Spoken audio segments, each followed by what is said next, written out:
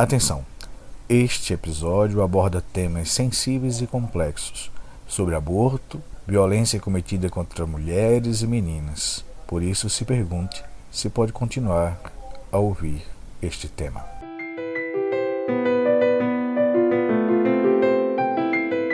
E aí, aqui no Brasil, o aborto ele também tem uma relação muito forte com a classe social, porque as pessoas que têm acesso as pessoas que têm condições financeiras, né, econômicas, são mais favorecidas economicamente, elas têm acesso a um aborto seguro, se no Brasil ou fora, né? Então, a gente defende a legalização do aborto também pensando, principalmente naquelas pessoas que têm poucas condições financeiras de recorrer a um procedimento seguro, mas que não vão deixar de fazer.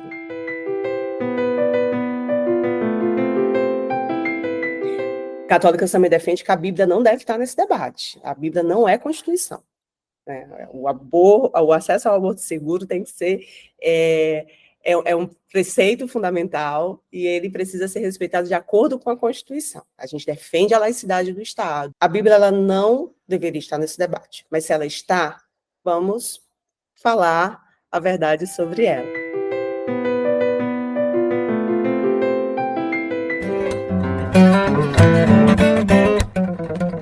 Olá, as boas-vindas a você. Este é o podcast Radar Direitos Humanos, um podcast do Departamento de Advocacy da Diocese Anglicana de Brasília, Igreja Episcopal Anglicana do Brasil.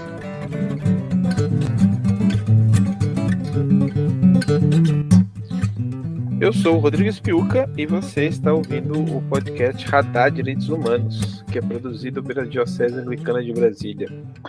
E hoje, sobre o tema A Importância do dia 28 de setembro, eu tenho a satisfação de conversar com Denise Mascarenha. A Denise é a coordenadora executiva de Católicas pelo Direito de Decidir. Denise, seja muito bem-vinda ao nosso encontro. Olá, Rodrigo e ouvintes, muito obrigada pelo convite e por essa oportunidade de diálogo, né, de conversa. Muito bem. Gente que nos escuta, a Denise Mascarenha é graduada em Administração de Empresas, ela também é mestre em Políticas Públicas pela Universidade Federal do Piauí e ela é doutora em Sociologia pela Universidade Federal de Goiás.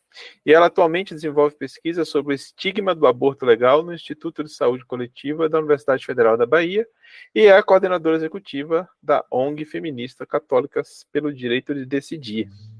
Denise, o Dia da Luta pela Descriminalização e Legalização do Aborto na América Latina e Caribe é celebrado no dia 28 de setembro. A data é muito importante para os movimentos feministas latino-americanos e caribenhos, e especialmente aqui no Brasil, tem sido uma pauta cada vez mais presente nos atos, nas ruas, na imprensa. Será que tu poderias nos contar a história do surgimento dessa data e também nos falar um pouco sobre a importância dessa data para o avanço dos direitos sexuais e reprodutivos nessa região? Por que ter esse olhar específico para a América Latina e Caribe? Então, Rodrigo, o 28 de setembro, ele surge num encontro feminista latino-americano realizado na Argentina, em 1990, e ele colabora para impulsionar regionalmente a legalização do aborto, né, considerando que a América Latina tem um contexto muito próprio, né, e que dialoga bem entre esses países, então era importante que tivesse esse dia regional. E é um passo importante para que 4 anos depois, em Cairo, fosse firmado pelos países membros acordos para a promoção da igualdade de gênero, né, a eliminação da violência contra as mulheres, a redução da mortalidade materna e infantil, e se incluísse pela primeira vez a garantia dos direitos sexuais e os direitos reprodutivos, né, que era um conceito novo que estava sendo incorporado pela conferência. Então, mesmo que esse dia ele fale explicitamente sobre descriminalização e legalização do aborto, ele dialoga com outros direitos e outras pautas que têm como objetivo principal a igualdade de gênero. Então, esse dia, ele permite que a gente fale de educação sexual abrangente, de maternidade digna, de trabalho digno, sobre democracia, né? Porque como que a gente pode falar de um Estado democrático sem falar da garantia dos direitos humanos das mulheres, né? E um exemplo de como o tema ele é atravessado pela dignidade e direito à vida, tem um dado da OMS, que é a Organização Mundial de Saúde, que fala que indica que o aborto inseguro está entre as 5 principais causas de morte materna no mundo. Então, é importante ter um dia de luta e ir às ruas e fazer de diversas formas a pergunta se temos como evitar essas mortes, porque temos tecnologias disponíveis, temos métodos eficazes, temos profissionais qualificados, né? Por que continuamos aceitando e permitindo que elas aconteçam? E Denise, quais têm sido os principais avanços desde a América Latina? Você podia nos explicar um pouco mais como está a situação do aborto legal em países como México, Argentina, Colômbia e outros na região? Olha, de lá para cá, mais 4 países legalizaram o aborto na região, né? Porque já tínhamos Cuba, Guiana Francesa e Porto Rico, em que a população já tinha acesso ao aborto seguro, e de lá para cá, nós tivemos mais 4, que são o Uruguai, que foi legalizado em 2012, e o principal avanço foi a redução da mortalidade materna, né? Antes de legalizar, o país desenvolveu um modelo chamado de redução de danos, que define que eles intitularam Ação Educativa e Sanitária sem valoração moral prévia sobre o aborto, né? E essa ação de redução de danos baixou a mortalidade materna em 67%, né, no período, né? Então, o Uruguai hoje tem a menor taxa da América Latina, por exemplo, né? Temos depois a Argentina, que legalizou o aborto em 2020, né? Aí já tem um hiato de 8 anos, e já em 2 anos as mortes maternas caíram 43%, né? Porque o aborto seguro é uma grande causa, né, da morte dessas mulheres, dessas mães, né?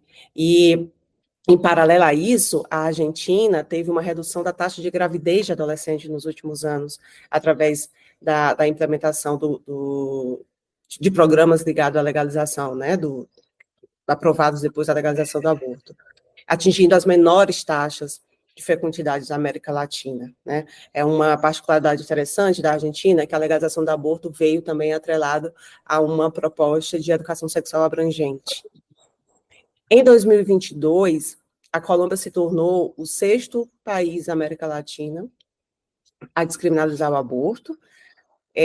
Já foi, na Argentina, foi pelo Congresso, né, e a Colômbia foi pela Suprema Corte, através da causa justa, né, e no caso da Colômbia foi até a 24ª semana da gestação, porque é a recomendação da Organização Mundial de Saúde, né.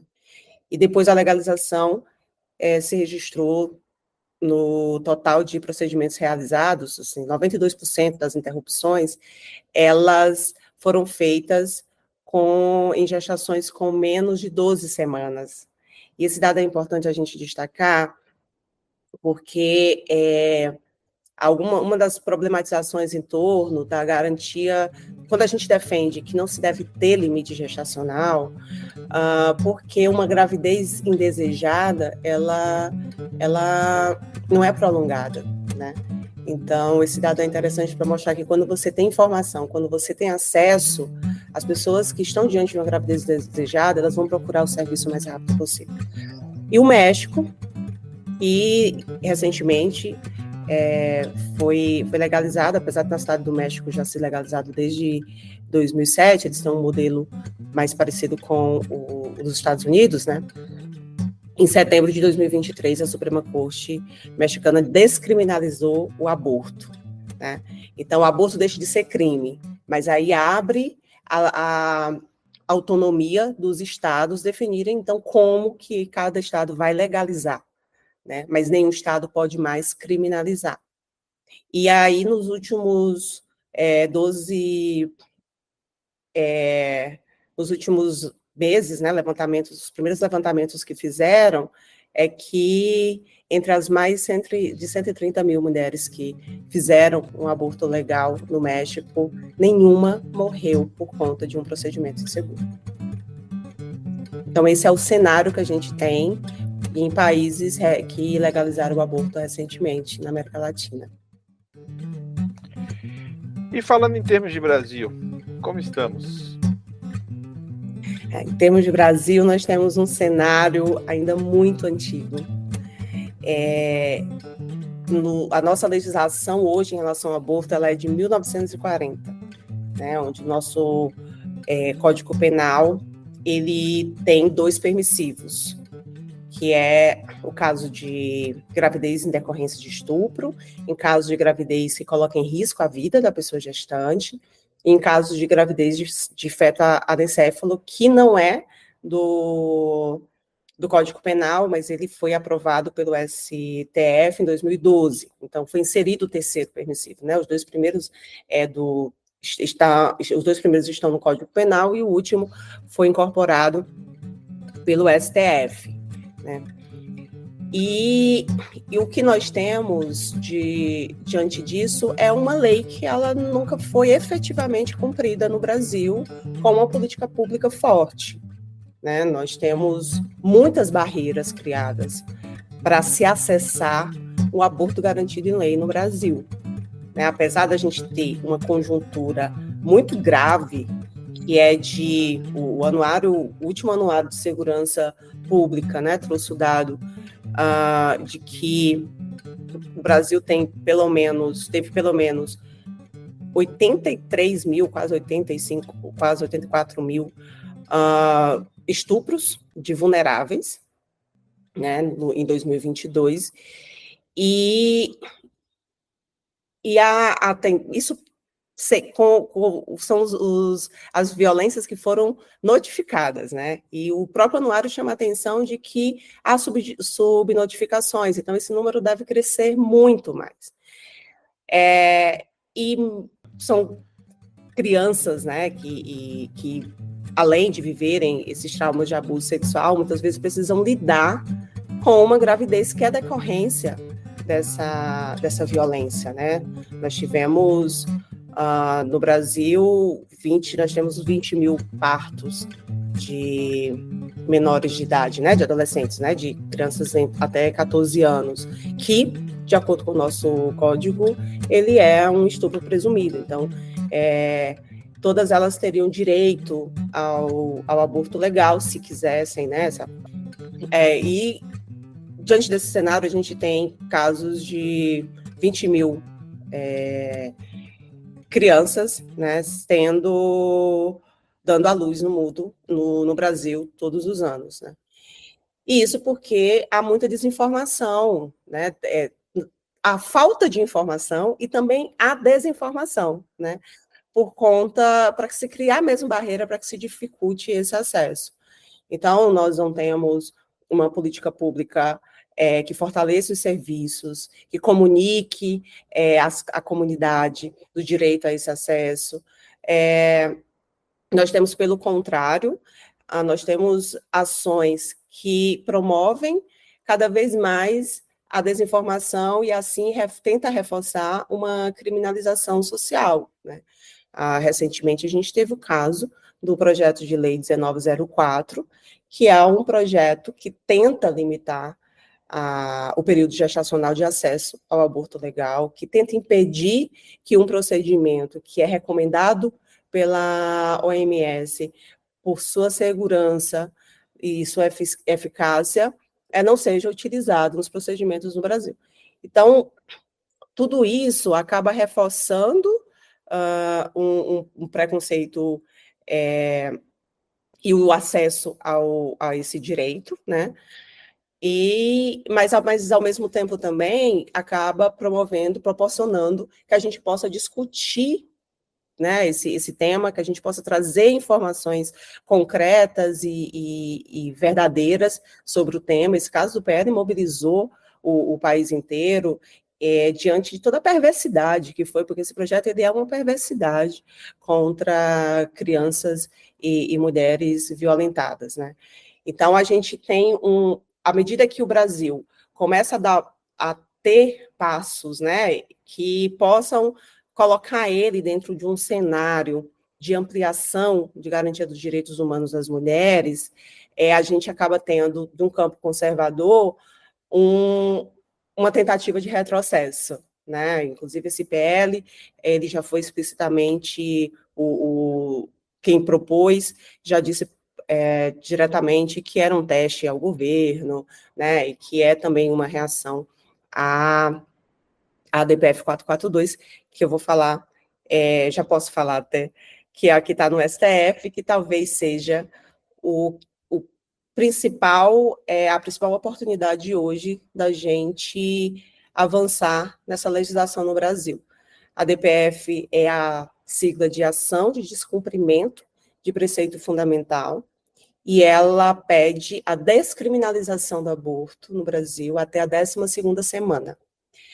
Ela já tem um voto favorável, um belíssimo voto da ministra Rosa Weber, que se aposentou no ano passado, e a gente espera que a DPF volte a ser pauta no STF na gestão do ministro Barroso, e já se encerra no próximo ano, para que, quem sabe, o Brasil consiga avançar como a região já tem avançado nessa legislação. Denise, nós estamos em 2024, estamos gravando aqui no dia 27 de setembro de 2024, e Católicas pelo Direito de Decidir, em 2024, celebra 30 anos de existência, é isso? Exatamente. 30 anos de serviços prestados em nosso país. Eu gostaria de te ouvir acerca da história do Católicas, né? Então, desde o surgimento até hoje. Será que você podia dizer quais são as razões pelas quais vocês defendem a legalização do aborto? Olha, muita coisa. Mas, bem, Católicas, ela surge justamente no contexto de Cairo, né? Cairo como se tem nos espaços internacionais, uma influência e uma presença forte da Igreja Católica, né, da Santa Sé, e normalmente contrária aos direitos sexuais e reprodutivos, normalmente não, sempre, contrárias aos direitos sexuais e reprodutivos, contrários à educação sexual abrangente. E no contexto de Cairo, se percebeu que era preciso, sim, que a gente disputasse essa narrativa com o catolicismo conservador, né, que é o da hierarquia, né, considerando que nós temos um catolicismo mais plural, né, eu mesmo venho de um catolicismo popular que faz suas perguntas, né, constrangedoras e questiona a própria hierarquia, né, na sua estrutura. Então, Católicas surge nesse contexto, criando argumentos, né, teológicos que se contraponha à argumentação da Igreja Católica, a argumentação conservadora da Igreja Católica. Então, tem feito esse trabalho interessantíssimo todos esses anos, porque a gente sabe que nem teologicamente essa argumentação da Igreja Católica para ser contrária aos direitos sexuais e reprodutivos se sustenta, né? Então, é nesse contexto, mas também é na compreensão de que o aborto, ele é uma realidade. Ele acontece, ele está acontecendo, né? E a sua criminalização, ela não impede que ele seja realizado. A criminalização, ela vai impedir apenas que ele seja feito de forma segura. Então, quando a gente defende a legalização do aborto, é pela necessidade do Estado garantir direito de saúde e de condições de uma vida digna para todas as pessoas que decidem fazer um aborto por diversos motivos, né? Às vezes porque às vezes é porque não quer ser mãe, às vezes porque não não quer ter uma determinada quantidade de filhos, né? Assim, é uma possibilidade de planejamento, né, familiar. E defendemos isso dentro de uma garantia de direitos amplos, né, que é a educação sexual, que é acesso a contraceptivos, né, e que esses procedimentos que a gente sabe que são falhos, né, tem seu percentual, eles são seguros, mas eles têm seu percentual de falha, e que acaso essa mulher se deparando com esse mínimo percentual de falha, ela tenha uma gravidez indesejada, ela possa ter um procedimento, né, um acesso a um procedimento seguro, né. Então, e aí, aqui no Brasil, o aborto, ele também tem uma relação muito forte com a classe social, porque as pessoas que têm acesso as pessoas que têm condições financeiras, né, econômicas, são mais favorecidas economicamente, elas têm acesso a um aborto seguro, se no Brasil ou fora, né? Então, a gente defende a legalização do aborto também pensando, principalmente naquelas pessoas que têm poucas condições financeiras de recorrer a um procedimento seguro, mas que não vão deixar de fazê-lo. E aí vão fazê-lo de forma insegura, e aí se submetem a riscos, e às vezes entram em estatísticas, né, que a gente não quer que essas mulheres estejam, né, de mortes ou de sequelas graves por conta de um procedimento inseguro, que a gente sabe que já temos condições temos condições de conhecimento e de tecnologias que poderia evitar isso, né? Então, o aborto legalizado é importante para garantir a vida e a saúde das mulheres, né? E também é importante a legalização do aborto na construção de uma mentalidade de respeito e confiança na capacidade moral das mulheres de tomarem qualquer decisão. Esse controle dos direitos sexuais e reprodutivos tem muito a ver também com a tentativa do controle do corpo das mulheres, e também de uma desconfiança de que as mulheres não são incapazes de tomar decisões, né, tomar boas decisões sobre sua vida, né? Então, legalizar também é falar sobre isso, né? Então, a gente acredita que ele é um direito das mulheres que deve ser garantido pelo Estado. E um outro ponto, também é preciso, enquanto sociedade, a gente dialogar, que é desconstruir a ideia de sexualidade apenas para a reprodução, né? E não como um exercício a busca de um prazer, né? Pensar a sexualidade na perspectiva do prazer, né? Como uma forma de autoconhecimento e de liberdade, né? A gente defende que as pessoas precisam ter liberdade para viver de forma plena, né? E principalmente a sua sexualidade. E a gente sabe que dentro do contexto de uma América Latina mesmo, a Igreja Católica sempre teve muito influência na regulamentação da sexualidade das pessoas, né?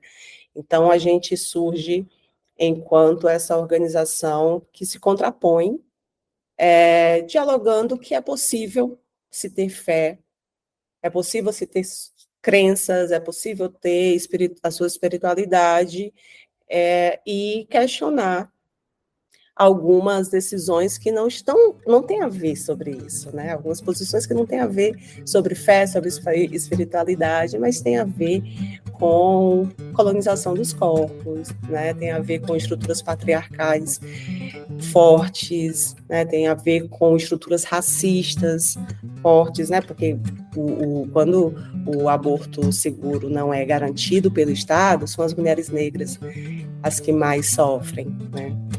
Então, a Católica surge sob essa perspectiva, né?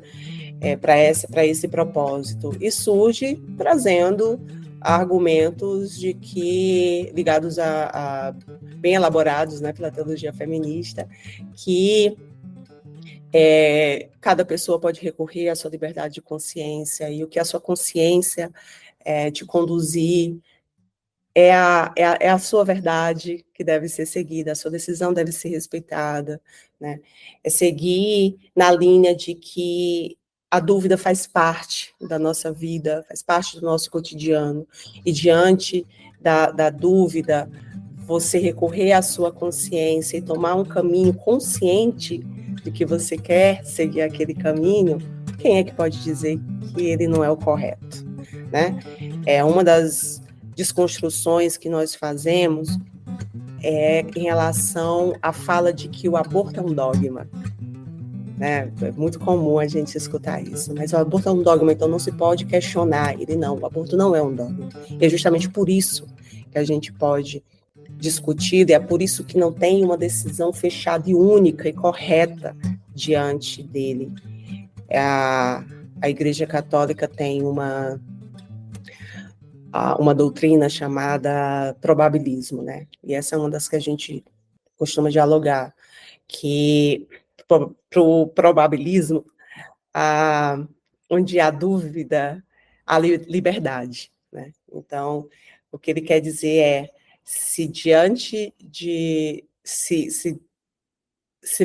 uma situação há uma diversidade de formas de decidir sobre isso, sobre vários caminhos podem ser tomados diante dessa questão, então, cada um segue o caminho que a sua consciência disser, né? Não tem um caminho único.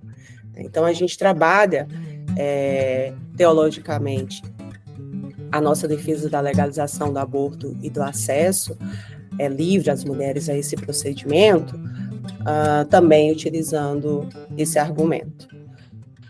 Um outro ponto é que outra afirmação que é muito comum a gente ouvir é que a Bíblia condena o aborto. E esse também é outra desinformação, né? Porque a Bíblia, ela cita o aborto apenas em 3 momentos. Bem, quero só fazer um parêntese aqui para dizer que católicas também defendem que a Bíblia não deve estar nesse debate. A Bíblia não é Constituição. Né? O acesso ao aborto seguro tem que ser um preceito fundamental e ele precisa ser respeitado de acordo com a Constituição. A gente defende a laicidade do Estado, a gente defende que Estado e religião são diferentes, né? O Estado precisa respeitar toda manifestação religiosa, mas que ele não pode se submeter a nenhuma delas. Esse é o nosso posicionamento. Mas é obrigação também trazer informações para as pessoas, né? Isso também faz parte do nosso trabalho. Dos nossos argumentos também é trazer sobre essa informação, sobre essa afirmação. A Bíblia ela não deveria estar nesse debate, mas se ela está, vamos falar a verdade sobre ela. Ela cita apenas em 3 momentos sobre o aborto, e nenhum deles é para condenar, pelo contrário, aparece como algo que faz parte da vida das pessoas, né?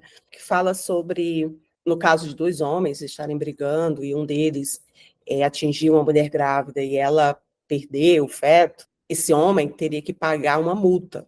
Como a gente está falando historicamente da época da lei do talião, olho por olho, dente por dente, se aquele feto fosse considerado uma pessoa que o homem que cometeu aquela agressão teria que pagar pela vida, com a vida dele, né? Então, aí a gente percebe que o feto não era, nem na Bíblia ele é considerado com o mesmo peso de uma mesma representação de uma pessoa que tem uma história crescida, né, vivida, enfim. Um segundo momento é sobre um ritual bem ligado à moral e aos costumes, que é o caso de um homem, um homem desconfiar que foi traído pela sua esposa, se essa esposa está grávida. Então, ele levava a sua esposa para um sacerdote que dava um líquido, né, tido como se fosse uma água suja, para essa mulher, E ao tomar, se ela sobrevivesse e o feto também, significava que ela não tinha traído esse homem, o marido dela, né? Mas se ela perdesse o feto, então significava que ela tinha traído, né? E o outro é só uma passagem que Paulo fala assim: eu que sou como um abortivo, né? Para dizer que ele era o menos importante entre os apóstolos. Então, católicas vêm ao longo desse tempo, considerando esse contexto religioso, né, tão forte ainda no Brasil, construindo argumentos teológicos e até mesmo, não necessariamente teológicos, reforçar a importância de que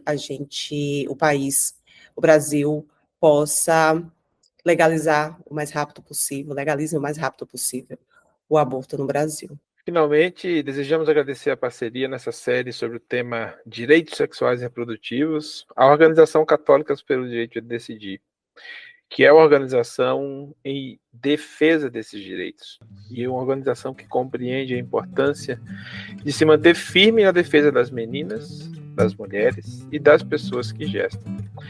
E deste modo, agradecemos a você, Denise Mascarenha, por sua disponibilidade e atenção em nossa conversa nesse episódio. E eu gostaria que você pudesse colocar alguma observação, algum acréscimo nas suas considerações que você acha que é importante e fazer suas considerações finais. Olha, Rodrigo, eu só diria que, primeiro, parabenizar vocês por essa série, né? Pela coragem, que é muito da Igreja Anglicana, por trazer esse tema e também ter feito essa série com outras organizações além de católicas, né, VICIG também, as evangélicas pela igualdade de gênero participaram dessa série.